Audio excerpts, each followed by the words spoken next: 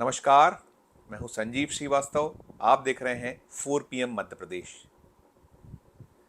5 राज्य विधानसभाओं के चुनाव निकट हैं। सुर्खियों में जो राज्य हैं उसमें मध्य प्रदेश, राजस्थान बहुत ज़्यादा सुर्खियों में है। वैसे तो चुनाव जिन 5 राज्यों में सभी को लेकर एक रणभेरी बजी हुई है, बिसात बिछाई जा रही है, राजनीतिक दल अपने अपने कार्ड्स खेल रहे हैं। लेकिन मध्य प्रदेश और राजस्थान सुर्खियों में होने की कई सारी वजह हैं और आज हम बात करेंगे जो अहम वजह है। राजस्थान में वसुंधरा राजे सिंधिया, जिनका कभी एक छत्र राज्य पार्टी पर हुआ करता था, आज वो किनारे हैं, हाशिए पर हैं। मध्य प्रदेश में बीजेपी को चौथी बार सत्ता दिलाने में बेहद अहम भूमिका निभाने वाले ज्योतिरादित्य सिंधिया चर्चाओं में है। कमलनाथ की सरकार को गिराने अपने दल के साथ, उनके जो कांग्रेस के विधायक होते थे कांग्रेस दल के, उनके साथ बगावत कर बीजेपी से हाथ मिलाने वाले, बीजेपी को चौथी बार सत्ता दिलाने वाले ज्योतिरादित्य सिंधिया और इन दोनों बुआ भतीजे, राजस्थान में वसुंधरा राजे सिंधिया और मध्य प्रदेश में ज्योतिरादित्य सिंधिया, बुआ भतीजों के बीच एक और एंट्री अभी हाल ही में 3 दिन पहले जो एंट्री हुई वो ही ज्योतिरादित्य सिंधिया की छोटी बुआ जी यशोधरा राजे सिंधिया। वो शिवराज सरकार में मंत्री हैं, लेकिन उन्होंने हाल ही में घोषणा की कि वो चुनाव नहीं लड़ेंगी। स्वास्थ्यगत कारण उन्होंने दिए। उन्होंने कहा कि अभी 6-7 महीने वे आराम करना चाहेंगी। निहितार्थ निकाले गए, जैसे कि सूचनाएं मिल रही थीं, संभावनाएं जतलाई जा रही थी, सर्वे जो बीजेपी के आंतरिक हैं, आरएसएस के जो सर्वे हैं, उन सब में ये निकल कर आ रहा था कि शिवराज जो पूरी की पूरी काबीना है, उसके जो विधायक हैं बीजेपी के मध्य प्रदेश के, बहुत सारे लोग संकट में हैं, मुश्किलों में हैं, चाहे वो मंत्री हो और चाहे विधायक हो। बहुत सारे चेहरों की टिकटें कटने की संभावनाएं बलवती थी। कहा जा रहा था कि 50 के आसपास टिकट्स कट सकती है, जिसमें 1.5 दर्जन के आसपास मंत्री भी हो सकते हैं जो शिवराज कैबिनेट मंत्री। अभी तो खुद शिवराज सिंह चौहान की टिकट ही क्लियर नहीं हुई है। मध्य प्रदेश में बीजेपी ने 3 खेपों में 39 की 2 खेप और एक सिंगल नाम की 3 लिस्टें उसकी अभी तक आई हैं। 151 सीटों की घोषणा अभी और होनी है।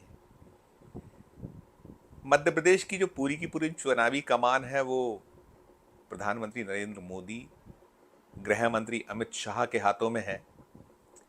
मध्य प्रदेश में कर्नाटक फॉर्मूले अकेले मध्य प्रदेश नहीं और राज्यों में भी चल रहा है, उसी के तहत सब कुछ बीजेपी और खासकर उसके रणनीतिकार, जो 2 प्रमुख रणनीतिकार मोदी अमित शाह आगे बढ़ रहे हैं,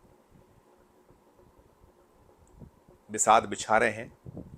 जैसे मैंने कहा कि अभी अभी जब 2 दिन पहले खबर आई थी कि यशोधरा राजे सिंधिया चुनाव नहीं लड़ने वाली हैं, निहितार्थ निकाले गए थे। यशोधरा राजे सिंधिया कमजोर कड़ियों में तो नहीं मानी जा सकती थी। जिस विधानसभा क्षेत्र मध्य प्रदेश के शिवपुरी से वो आती हैं, उनकी वॉइस है वहाँ। उन्होंने चुनाव दर चुनाव में अपना परफॉर्मेंस दिया है और इस सब के साथ उन्हें जब दायित्व शिवराज कैबिनेट में मिला तो उन्होंने शिवराज कैबिनेट में अपने आप को प्रूव करने का प्रयास किया। उनके रहा कुछ संकटों वाली रही, जो सपोर्ट की बात होती थी, उन्होंने खुल के तो कभी बहुत कुछ नहीं कहा, लेकिन संकेत देती रही कि उन्हें जो साथ मिलना चाहिए वो नहीं मिल रहा है। उद्योग जैसा विभाग उनके पास था, एक बीच में शिकायतें आई कि अफसरान उनका साथ नहीं दे रहे हैं। वो एक अलग तरीके से अपना काम करना है के लिए जानी जाती हैं, पसंद उनका अपना काम करने का तरीका खुद का है। फिर जब खेल विभाग मिला तो खेल और युवक कल्याण जैसे विभाग में उन्होंने काम कर कर दिखाया, प्रूव कर कर दिखाया। अभी जब खेलों की जब बात आती है, चाहे वो एशियन खेल हों, ओलंपिक गेम्स हों और भी जो विश्व स्तर के जो खेल होते हैं, मध्य प्रदेश की बहुत सारी प्रतिभाएं निखर कर सामने आई हैं। बहुत सारी प्रतिभाओं ने यशोधरा राजे सिंधिया की अगुवाई में, चूँकि वो खेल मंत्री हैं, और हमने देखा है कि बहुत मेहनत करती रही हैं वो। उन्होंने उस स्पोर्ट्स जो उनकी रुचि का विषय है उसको नई संभावनाओं से भरने, नई ऊर्जा देने में कभी कोई कोर कसर नहीं छोड़ी। और अनेक बार मुख्यमंत्री शिवराज सिंह चौहान ने मंच से उनकी तारीफ की, लेकिन जैसा अभी आया कि छोटी बुआ जी यशोधरा राजे सिंधिया ने घोषणा कर दी थी कि वो चुनाव नहीं लड़ने जा रही हैं और वो आराम करेंगी। अब उनका एक वीडियो मंगलवार देर शाम शिवपुरी में थी, जो उनका निर्वाचन क्षेत्र है, वहां से सामने आया है। विदाई भाषण उन्होंने, एक तरीके से विदाई भाषण कह सकते हैं, वो जनता से अपने क्षेत्र की रूबरू थी और उन्हें जो दो तीन बातें कही वो बहुत मार्के और मुद्दे की मानी जा रही हैं। उसके बहुत सारे अर्थ निकाले जा रहे हैं। ये माना जा रहा है कि चाहे वो बड़ी बुआ जी हो वसुंधरा और चाहे छोटी बुआ जी हो यशोधरा, दोनों ही खुश नहीं हैं।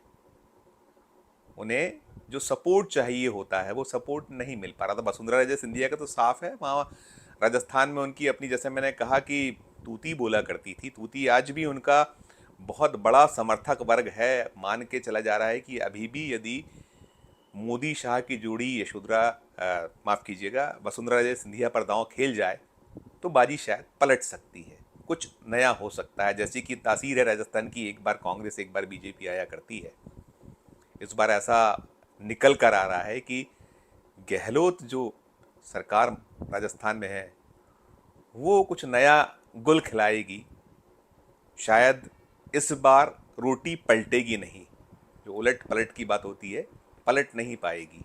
संकट में है बीजेपी।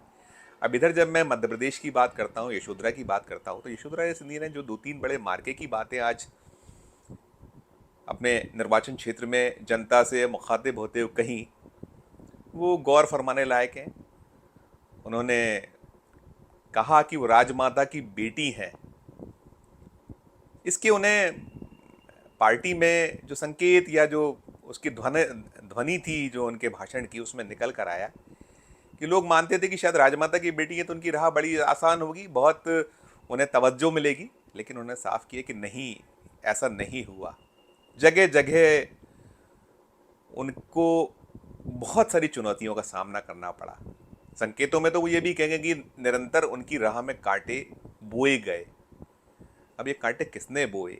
कौन है वो जो जनसंघ की संस्थापक रही विजया राजे सिंधिया, ग्वालियर राजघराना जिसका 300 बरस पुराना इतिहास है, ग्वालियर चंबल संभाग में एक छत्र वो राज करते आया।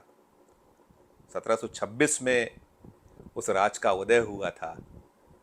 आज 2023 चल रहा है, 300 बरस के करीब होने जा रहे हैं। और जैसा मैंने कहा कि जब से राजनीति शुरू हुई और इस परिवार ने जब मध्य प्रदेश नहीं बना था उसके पहले, इस चाहे वो ग्वालियर चंबल संभाग में एक क्षेत्र राज किया और जो पूरा एक क्षेत्र था उस पर उनका एक अलग दबदबा रहा। और जब राज्य बना तो राज्य बनने के बाद भी वो घराना निरंतर राजनीति करते रहा। जनसंघ की स्थापना करने वालों में विजय राजे सिंधिया अग्रणीय नेताओं में शुमार रही, जिन्होंने इस दल को पुष्पित पल्लवित करने में कोई कोर कसर नहीं छोड़ी। आज उसी राजघराने के चिराग, चाहे वो वसुंधरा राजे सिंधिया हो, चाहे वो बस यशोधरा राजे सिंधिया और खुद ज्योतिरादित्य सिंधिया, दो बुआ तो किनारे पे हैं, चाहे वसुंधरा हो और चाहे यशोधरा हो। ज्योतिरादित्य सिंधिया किला लड़ा रहे हैं।